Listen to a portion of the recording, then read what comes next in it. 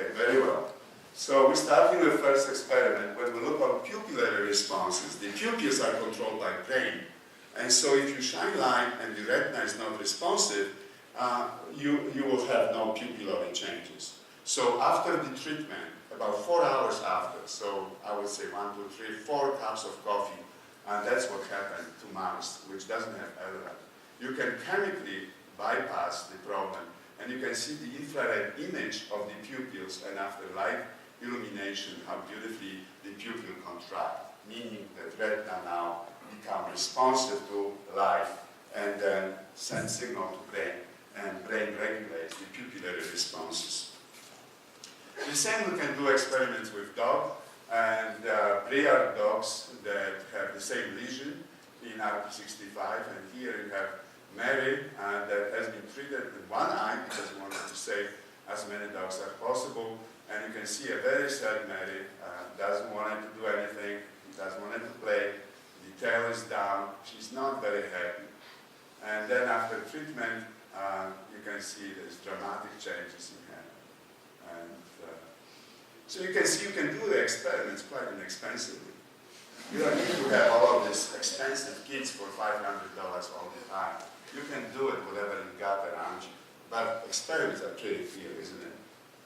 Now, this very recently, this approach has been tried on patients, and one of the beautiful ways you can also monitor visual perception is to looking on visual cortex. And some patients will have a very nice responses after treatment, and some will not. And then again, you can see this correlates with ERG, electrophysiological responses, and also on the brain function.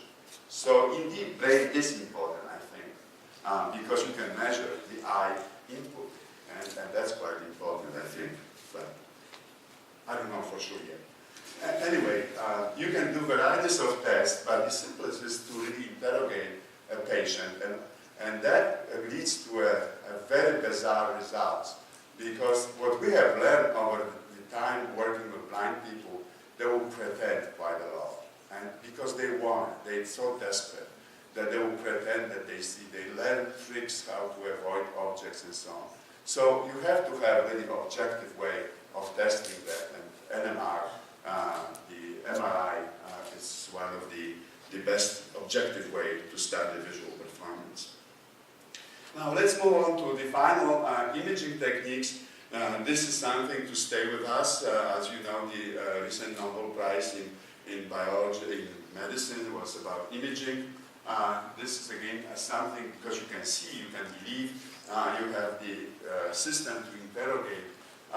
We can also design the drugs, and we have been involved in varieties of projects related to imaging. I showed you cryo-EM, atomic force microscopy, but we focused very recently on two-photon excitation. And it's a very simple physics, relatively speaking, that you have a two-photon that excite the same fluorophore because of this transition of absorption of two photons happen, and you have this intermediate, unstable, more quantum chemistry involved in this whole thing, intermediate that absorbs photon and goes to the activation and then emission. And those are the other imaging techniques known in vision, SLO and OCT, and our very famous scientist here from Poland, Maciej Wodkowski, who was really pioneering these techniques to image retina using scatter light, and OCT is now in every clinical ophthalmology office. So if you don't have OCT in your ophthalmologist, go to the one that has, because it provides so many information as compared to the old technologies. Now, two-photon, by its own nature, that you can only activate in a very small volume of 10 to minus 12 liter, it's just so small volume that you have resolution of subcellular immediately because of this excitation. Now, in vision, we have all of these retinoids, and it happens that retinol esters, the retinol is fluorescent, so you can have images of the tissue because of the retinol emission. And also retinal condense, and it become really forming a product which are very highly fluorescent. And indeed, as we age, we produce more and more condensation product that results from condensation of all trans retinal. And so that's yet another fluorophore that you don't need to stain anybody. You can look on natural fluorophore inside the eye. And here is the genetic experiment, wild-type RPE cells, because that's where the retinosomes are present. You can see a very nice hexagonal cells with two dinucleated, and it's only in the retina. So anything interesting, it really does happen in retina. And there are a few cells in liver that occasionally they have dinucleated cells. But in RPE in albino mice, you have this very frequently. If you remove LRAT, this enzyme which has esters, obviously you don't have any esters. And if you block the RPE65 by deletion of this enzyme, you overaccumulate because they cannot produce the product 11-cis retinal. And here is the model of Stargardt disease or AMD, age-related macular degeneration, that accumulates this other product very extensively. So now we have a way, non-invasively, to look at different state of the retina. We have also generated retina, which now mimics Stargardt disease and / age-related macular degeneration. And you can follow this process of destruction upon light exposure of those mice, which are very light sensitive. And you can see this is before illumination. There's very nice retinosomes, the forest of them standing up. You may see from the distance, or if we dim the light, you can see the photoreceptor cells underneath as we cut below the RPE. And when we illuminate this retina with strong, intense light, you can see so much more fluorophore. It's coming up to the RPE cells. The photoreceptors are sick, they're expanding, and macrophages are coming in and cleaning up dead cells. So suddenly you have this molecular recognition that again, after 11 days, the macrophages are start going away. 80% of the photoreceptors are gone, and only a small fraction stays. Again, this is the short, very acute model of Stargardt disease, juvenile form of macular degeneration. So now what you can do is many, many experiments. First of all, we're still in the process of understanding the pathology. How this happened that those photoreceptor cells are so sensitive to light that they break down. And they break down because the diameter before light is only about 1 micrometer, and upon illumination almost triple. So it looks like they retain, and they can only retain in this short period of time of 20 minutes illumination water. And they burst and they die. But again, we're looking for the molecular evidence that that's what is happening. But this is a very important technology because now we can use this to study the drugs, and I will show you a slide in a minute. Now, this all has been happened, all imagery we have been doing via sclera, so we can count on the other side of the retina, and for two-photon imaging, as you know, the double wavelength of light, so it's infrared light, you can go through the sclera, you can excite those retinoids inside the eye and observe the images. But in reality, what you would like to do is to use the front of the eye. And in order to do that, with the resolution, our eye turns out to be not perfect. Our cornea and lens is imperfect, although we think it's perfect. We're all thinking that we're perfect, but it is imperfect. If you wanted subcellular resolution images, if you wanted to have that, you have to have everything on this 1 micrometer flatness and perfection. If it's not, it's going to cause aberration. So using adaptive optics, we were able to, again, adaptive optics means again the adjustable mirror that corrects for the deficiency of the retina. Without proper adjustment of those mirrors, you don't have any image. And then with adaptive optics, you can obtain the images and you can monitor the changes as it happened in the eye.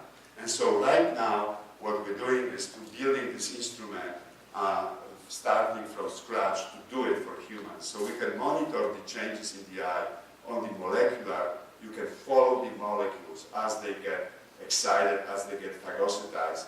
And in many cases, again, to find pharmacological treatment that protect the retina. This is a very quick experiment.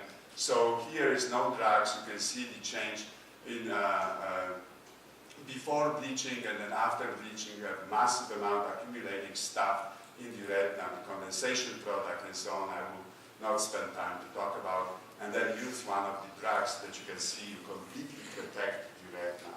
And there's a beautiful pharmacology coming out of this work called systems pharmacology, that we can approach this now very systematically to apply the drugs that stabilize our vision. And they will stabilize, as we discovered, in retinal degeneration and also in diabetic retinopathy. And there are 3 diseases in the eye that are really large diseases. The third one is glaucoma. And we have some very rudimentary evidence that also this concept will apply in glaucoma. So this is truly, in my mind, a lifetime breakthrough, that we were able to use existing pharmacology in combination that can protect and stabilize the vision. And imaging like this really are required to develop this quickly, to find the proper combination and how you can stabilize the sight. So at the end, I wanted to summarize what I showed you. The rhodopsin is going to stay with me forever because that molecule does this magic with incredible speed, with the speed of light changes and signals. This other protein, RT65, really satisfied me because I still feel in a heart organic chemistry, how the nature take those little elements and make this reaction happen. The chemists have all of the temperature, pressure, and metal organic and all other stuff. Biology doesn't have that.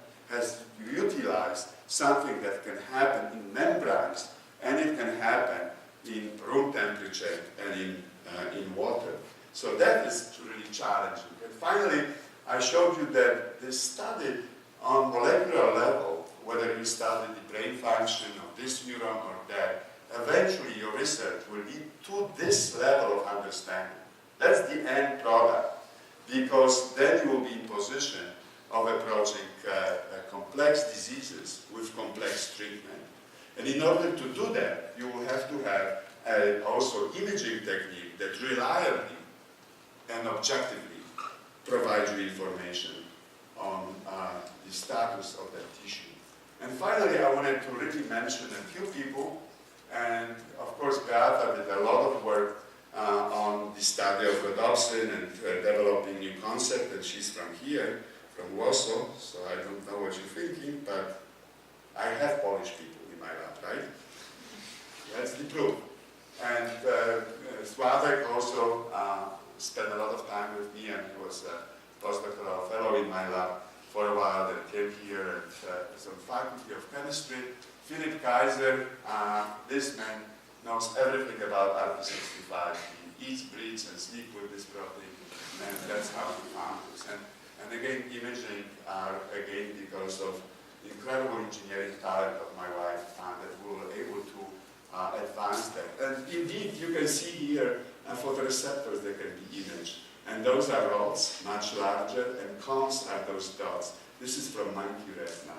And then three-dimensionally, you can cut it. You have three-dimensional map. You can do whatever you want to do. And thank you again for inviting me. I feel like this is one of the most exciting presentations I ever gave, and I didn't give this many in my life. So anything I did wrong, you have to blame on unexperienced speakers. So thank you very much.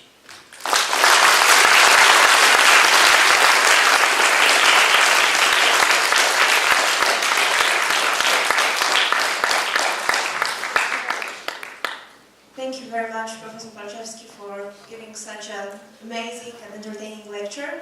And now we have time for questions from the audience.